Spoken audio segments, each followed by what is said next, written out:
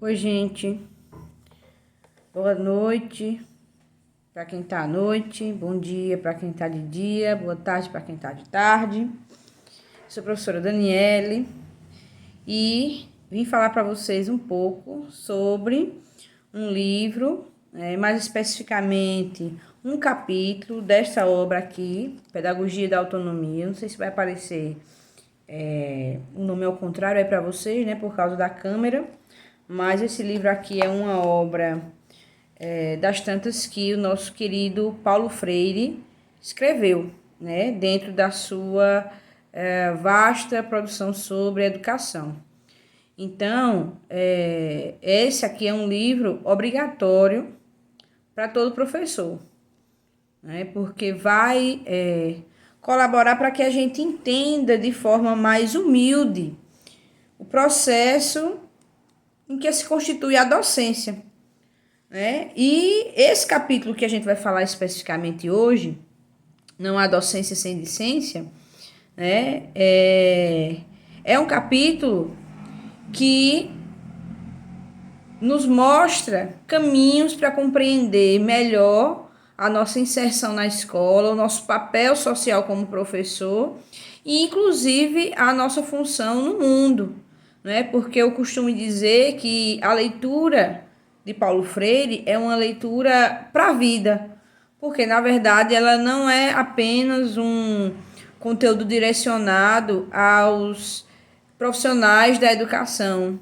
mas ela tem também um conteúdo filosófico, né? Eu gosto muito de fazer essa leitura, de trabalhar esse texto com os meus alunos, porque eu compreendo que o que Paulo Freire traz aqui, ele transcende a perspectiva profissional, né? Nos faz repensar a nossa postura humana diante da vida, né? E, bom, sem um preâmbulo muito grande, né? Eu inicio esse momento que a gente vai ter aqui, né, de estudo, apontando a necessidade de reflexão da prática educativa, né? E não somente pensando no educador progressista. E isso são palavras de Freire. Essa leitura, ela é uma leitura que se sobrepõe a perspectivas ideológicas, por assim dizer, ou campos políticos, né?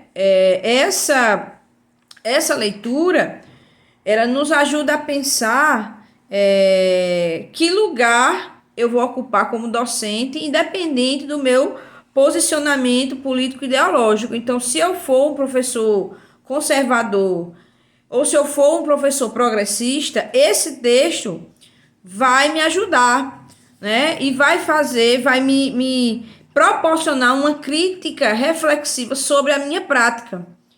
E isso também está dentro do espectro fundamental de todo professor, que é refletir sobre a sua prática, né? Para que esta não seja vazia apenas de conversa fiada, por assim dizer, né? De enrolação. Né? Nós precisamos refletir sobre aquilo que a gente pratica, do contrário, estaremos vivendo incoerência, né?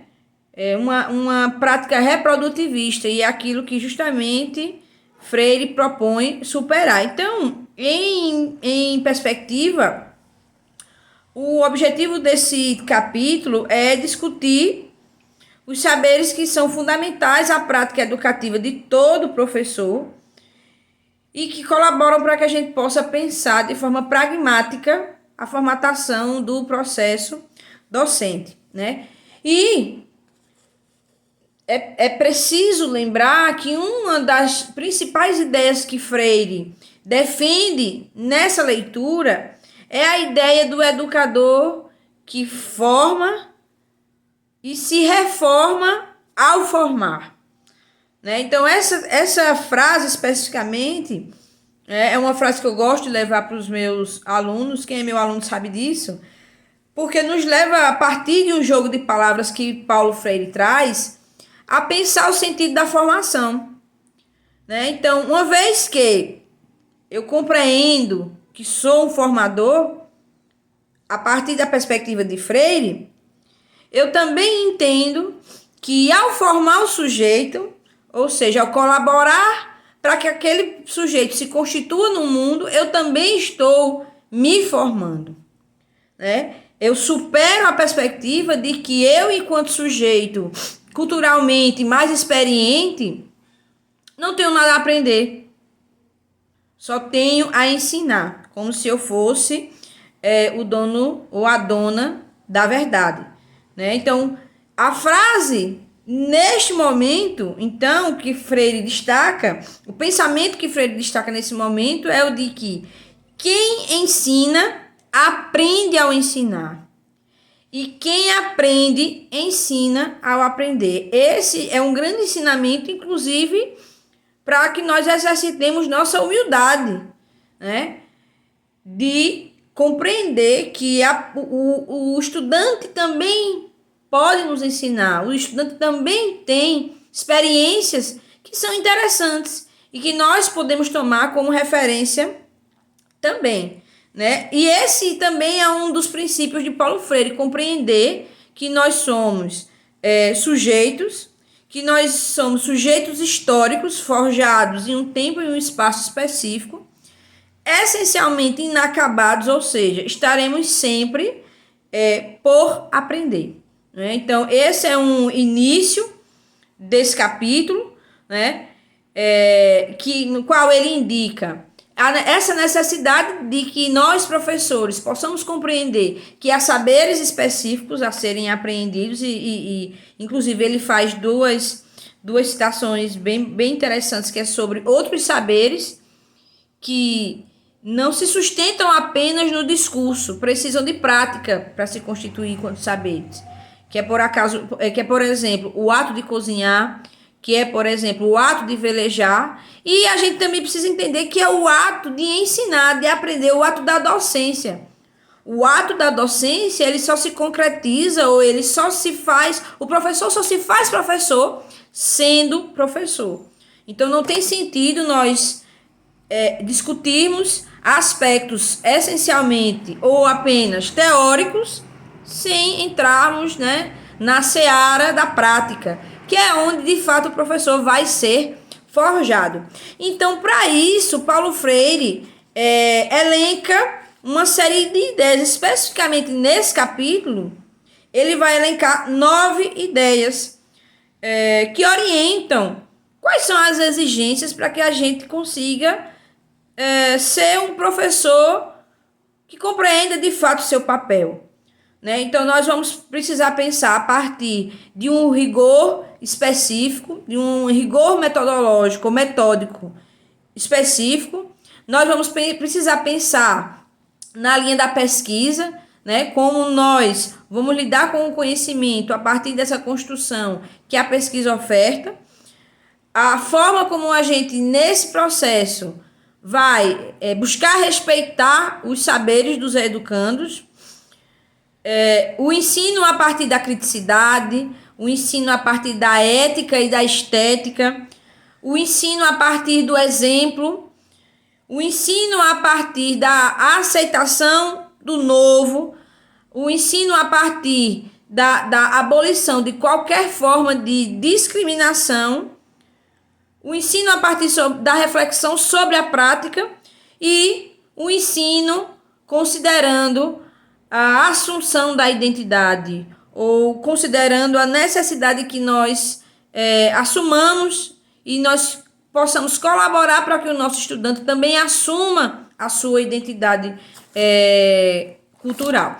Então, esses são saberes que vão estruturar, na ótica de Freire, a prática docente. E aí nós precisamos saber um pouquinho de cada um, né? Quando ele fala, por exemplo, da necessidade de compreender que ensinar exige rigorosidade metódica, ele está apontando para uma ideia de que todo conhecimento ele tem o seu cerne social, né? Ele surge de um indicativo prático, por assim dizer, né? Porém, é preciso que esse indicativo prático, ou o que ele chama de curiosidade ingênua, se torne uma curiosidade crítica, né? A partir de um alinhamento com métodos, a partir de um alinhamento com uma perspectiva teórico-metodológica, né? Com a reconstrução de um saber que vem do senso comum a partir de um olhar crítico ou a partir de um olhar científico, né? Então, na verdade, ele parte da ideia de que o conhecimento ele surge a partir de necessidades reais, ou ele deve surgir a partir de necessidades reais, de reflexões da vida cotidiana do estudante. Porém, essa reflexão nascida da vivência, ela não pode ficar sem um desrigor, né? Ela precisa passar por um processo de crítica, para que esse estudante compreenda na crítica. E aí vem também uma ideia muito importante que ele desenvolve ao longo de todo o capítulo, que é a ideia de pensar certo, que na verdade ele chama de pensar certo, mas eu compreendo como um pensar criticamente, né? Então, esse pensar crítico é o que vai estruturar todos os tópicos desse capítulo. E aí, antes da gente passar para o próximo tópico, é necessário lembrar que essa rigorosidade também situa o sujeito no mundo da historicidade. Por quê? Porque todo conhecimento ele é produzido a partir de uma perspectiva histórica. Esse sujeito ele não está de forma anacrônica no mundo, né? Ou ele não pode estar de forma anacrônica no mundo. Ele precisa dialogar com os saberes daquele tempo, né? Do tempo e do espaço. Então, toda perspectiva de conhecimento, na verdade, ela vai dialogar com a forma como esse conhecimento dialoga na sociedade daquele tempo, né? Por exemplo, em determinado momento, a mulher tinha um espaço na sociedade que dialogava com as perspectivas daquele tempo, daquele momento histórico, que hoje a gente tem uma perspectiva diferente, que também dialoga com espaço e tempo. Veja, com espaço e tempo. A mulher pode, por exemplo, ter diferentes perspectivas a partir de diferentes espaços, né? Então, todo conhecimento ele vai ser localizado historicamente, né? Então, é fundamental que a gente comece a refletir sobre essa perspectiva. Lembrando também que todo conhecimento, além de dialogar com o tempo e com o espaço, ele é provisório, né? Ou seja, ele é inacabado e há um ciclo de constituição desse conhecimento. Então, isso são perspectivas, digamos assim, científicas, que colaboram para que nós possamos pescar ou buscar esse conhecimento no senso comum e trazer ele para uma perspectiva crítica. E para fazer isso também não vem aleatoriamente. E aí a gente vai para o segundo tópico, que é o tópico que fala sobre ensinar exige pesquisa, né? Porque a primeira coisa a ser defendida neste tópico é que todo conhecimento ele precisa de uma curiosidade, de uma indagação, de uma investigação. Então, para que a gente conheça, na verdade não, para que nós possamos verdadeiramente construir um conhecimento significativo, eu preciso despertar no meu estudante a curiosidade.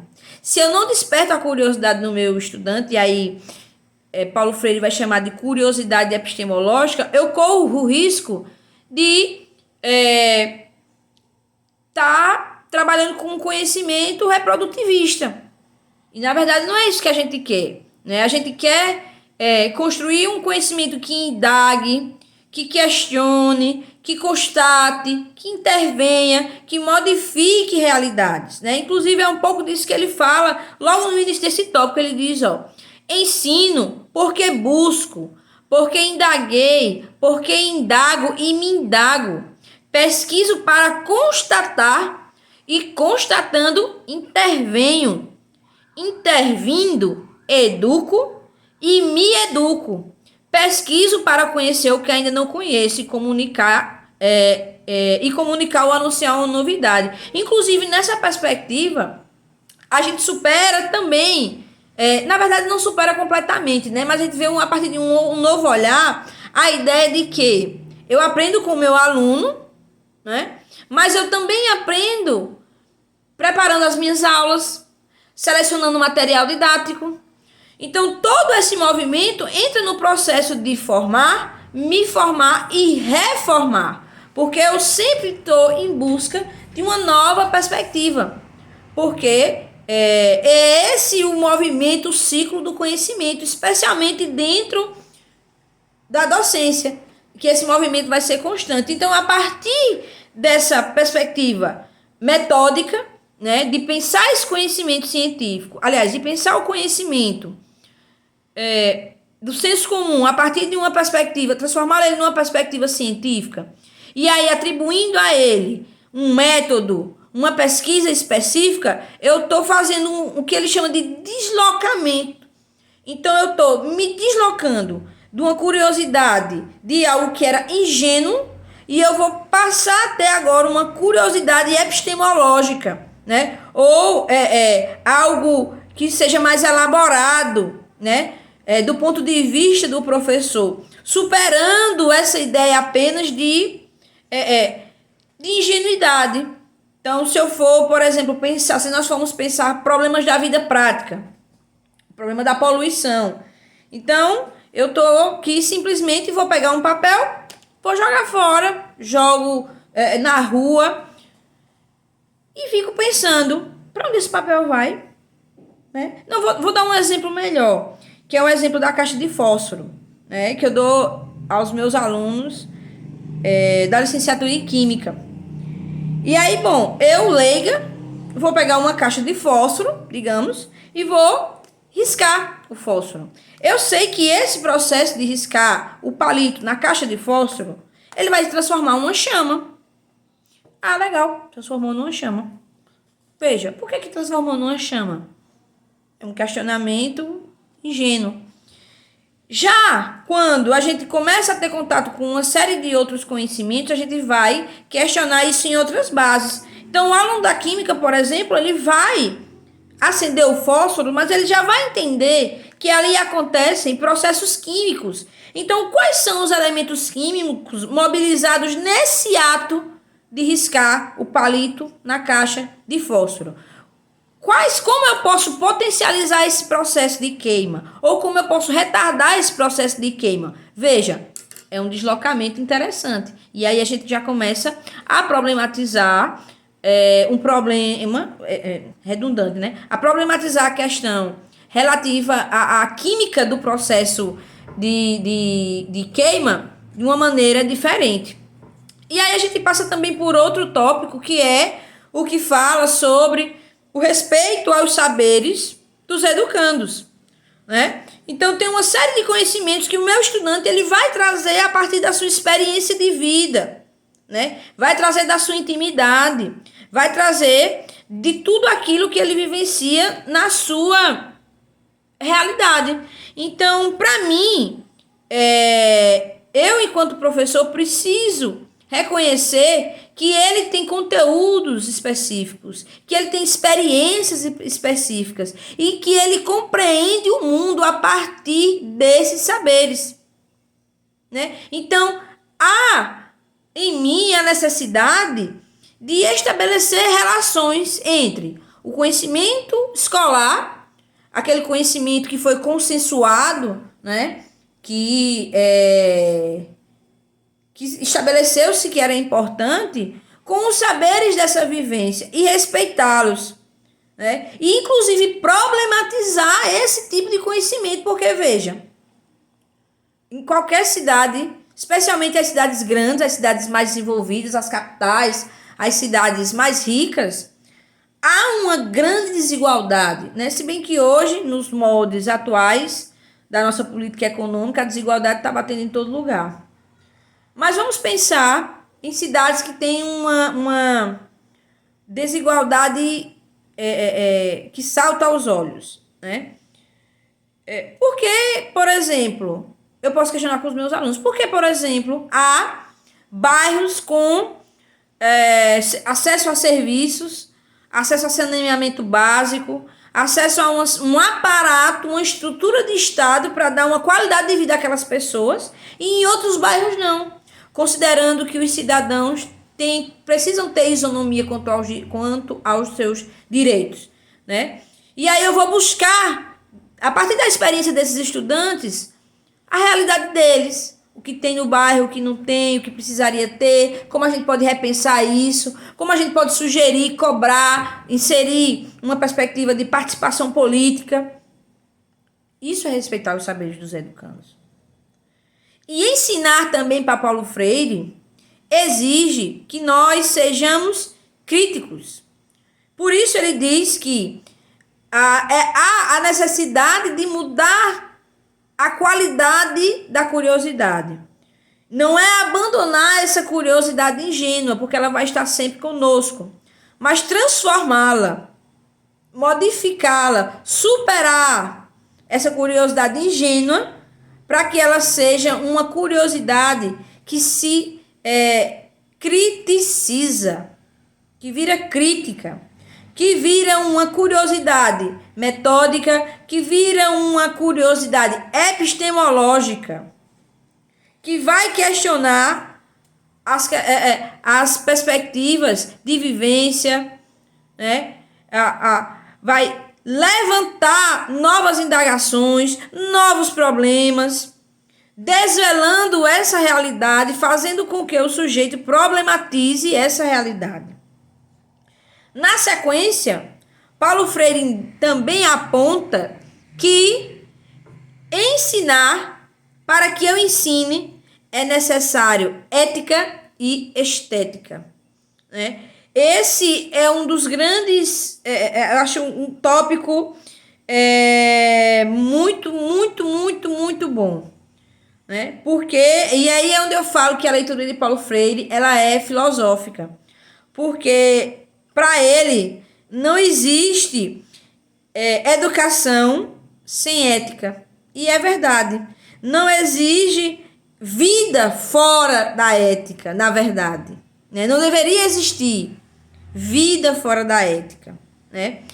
A vida pautada na ética é bela. E é aí onde ele fala da ética e da estética, né? Então, há pessoas que se prendem à feiura da vida, que são aquelas pessoas que têm uma agressividade muito aflorada, são pessoas que não buscam ver perspectivas diferentes, dialogar com a pluralidade, né? E a boniteza da vida está em justamente nós convivermos com o que é diferente, nós estimularmos a prática educativa a partir da pureza, a partir da decência, mas não é pureza no sentido do puritanismo, né? Mas é a pureza no sentido da empatia, de colocar-se no lugar do outro,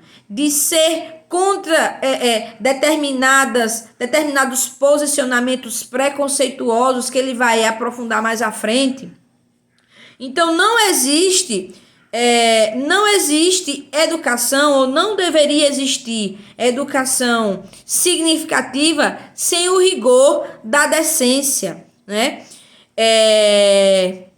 Por isso, a experiência educativa, pensando na boniteza, na ética, na estética, né? No acolhimento às diferenças, essa educação, ela não se compreende, ela não se permite ser técnica apenas, ou reprodutivista, porque eu preciso trabalhar com a pluralidade, preciso trabalhar com o que é diferente, preciso acolher o que é esse diferente, me inserir, me colocar no lugar desse diferente, e todo esse caminho supera ao largo a perspectiva reprodutivista, né? E na medida em que eu compreendo que a educação ela precisa passar por um processo ético, eu também preciso acolher novas ferramentas, né? E aí ele fala, por exemplo, sobre divinizar ou diabolizar a tecnologia, né? Eu transferiria hoje, por exemplo, para internet, né? Para as ferramentas que a gente tem na palma da mão, que podem ser ferramentas interessantes se nós soubermos aproveitá-las. Então, um computador, uma televisão, como outrora já se ventilou, mas nós vemos, especialmente após a perspectiva da pandemia, que essa ideia não se sustentou, né? A ideia de que as máquinas iriam superar os professores, e na verdade não.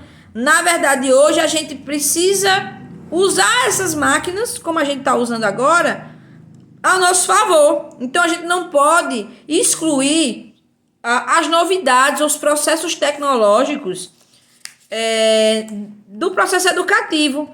Do contrário, ficaríamos obsoletos, né? E também fugiríamos da perspectiva do pensar certo que Paulo Freire defende. Porque o pensar certo é pensar criticamente e acolher o diferente também. Seja, por exemplo, quando nós possamos ter um estudante que sofre racismo, um estudante que sofre homofobia, um estudante que sofre gordofobia, né? Um estudante que se sente não acolhido. Então, tudo isso passa pela ideia do pensar certo, que é pensar criticamente, mas também pensar na perspectiva da pluralidade e da diversidade. Além disso, o pensar certo é pensar criticamente, é acolher a diversidade e é essencialmente fazer o que é certo. Não existe exemplo que se sustente apenas pela palavra, né? Então, o exemplo ele precisa se materializar no que eu faço. E Paulo Freire, inclusive, traz a ideia de que eu não posso ser uma professora progressista se eu tenho práticas autoritárias ou se a minha aula ela está sustentada apenas na perspectiva neoliberal do treinamento, da falta de questionamento, falta de problematização, no fatalismo, né? Então, a corporeificação das palavras, no exemplo, é o que sustenta a minha prática ética. Eu não posso falar de ética se eu não sou ético. E isso está nas menores coisas. Então, um outro exemplo que é muito cotidiano, uma caneta. Muitas vezes nós vamos assinar e voluntária ou involuntariamente, nós levamos a caneta. Então, as canetas desaparecem com muita facilidade. Obviamente, muitas vezes pode ser involuntário, mas quando é voluntário, eu estou deixando de ser ético e também estou validando as práticas dos meus educandos, realizando essa atitude inadequada, né? Então, eu vou validar também uma atitude inadequada no meu estudante, né? E isso acontece com outras coisas, inclusive com as menores corrupções do dia a dia, que a gente sabe que elas acontecem. Então, não existe eu falar de direitos iguais e eu, enquanto professor, ferir o direito de alguém estacionando em uma vaga para deficientes, né? Furando fila, falsificando carteirinha de estudante. Tudo isso está fora da ética, né? Então, para que eu argumente com segurança sobre a ética, a estética, sobre a criticidade, sobre a pesquisa, eu também preciso dar o meu exemplo. Qualquer leitura que se faça fora de uma postura coerente, ela não vai ter sentido, não vai ter ressonância, né? Então, eu preciso, enquanto professora, também me postar como ética, não é somente falar como ética, mas me colocar num lugar de profissional ético. Na sequência, já encaminhando para o fim, né, no tópico 1.7, e aí a gente só tem mais 2 tópicos após esse, Paulo Freire diz que ensinar exige risco, aceitação do novo e rejeição a qualquer forma de discriminação. É aí que entra o combate ao preconceito, né? Então, o pensar certo na perspectiva do ser crítico, do ser rigoroso, do ser ético, do pensar que a boniteza da educação precisa ser compartilhada, né? Eu fazer com que o meu aluno ele se compreenda no mundo e se compreenda como um ator desse mundo, como um agente ativo desse mundo, transforma esse ato de educar em uma coisa linda, maravilhosa, uma coisa que toca, que nos toca, né? Então, esse processo também precisa estar fora de qualquer preconceito, preconceito de raça, de gênero, de classe, qualquer coisa que ofenda e leve qualquer pessoa para um sentimento negativo, ele foge da perspectiva democrática, né? Então, se a gente defende, nós enquanto professores, nós enquanto progressistas, e aí eu me coloco como uma professora do campo progressista, mas também os professores conservadores não podem jamais ficar do lado de práticas discriminatórias, de práticas que negam e que ferem a democracia, né? Então, são coisas que estão muito disseminadas, né, na nossa sociedade, inclusive a partir de pessoas que têm lugares que são eloquentes, que atingem muitas pessoas com a sua fala e que pregam práticas preconceituosas e que muitos professores apoiam essas pessoas. E eu fico pensando em que medida eu, como professora, uma pessoa que tem uma qualificação profissional, que reconhece que o processo que eu estou inserida é capaz de transformar vidas, eu jamais, considerando que eu posso colaborar para transformar vidas, vou apoiar práticas discriminatórias, né? Então, é preciso, inclusive, repensar o lugar que a gente ocupa, na medida em que nós apoiamos práticas discriminatórias, né? Então, ensinar nessa ótica, a tarefa do educador coerente, a tarefa do educador que pensa certo, que pensa com rigor, que se faz um sujeito crítico, é combater qualquer tipo de discriminação e comunicar esse combate, né? Porque o processo educativo se faz essencialmente na comunicação. Freire também aponta que ensinar exige reflexão crítica sobre a prática, né? E esse já é um tema consolidado para a gente que estuda a formação de professores há certo tempo, né? Essa ideia de que é preciso caminhar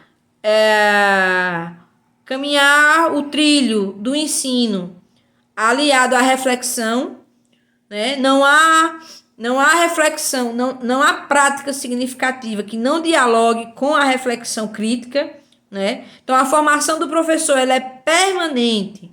E um momento fundamental dessa formação é esse movimento de produzir a sua aula, de ir para a prática, de fazer sua intervenção e repensar sobre essa intervenção, para fazer todo o processo girar novamente, né? E aí, nesse momento, novamente, né, a partir dessa reflexão crítica, a partir dessa ação que se dá de modo concreto com os estudantes, a gente colabora para o deslocamento, né, de ingenuidade, de curiosidade ingênua para uma curiosidade rigorosa, uma ingenuidade crítica, né, uma curiosidade, na verdade, ingenuidade não, curiosidade epistemológica.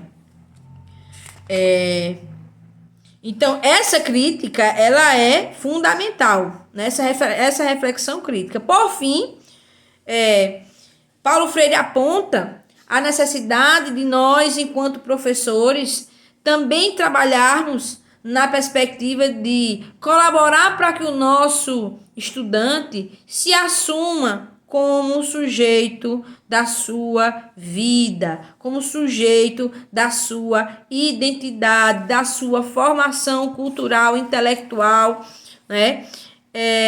A nossa posição enquanto professor é uma posição fundamental, né? Nós estamos fazendo a mediação de um processo educativo no qual muitas vezes nós somos a referência.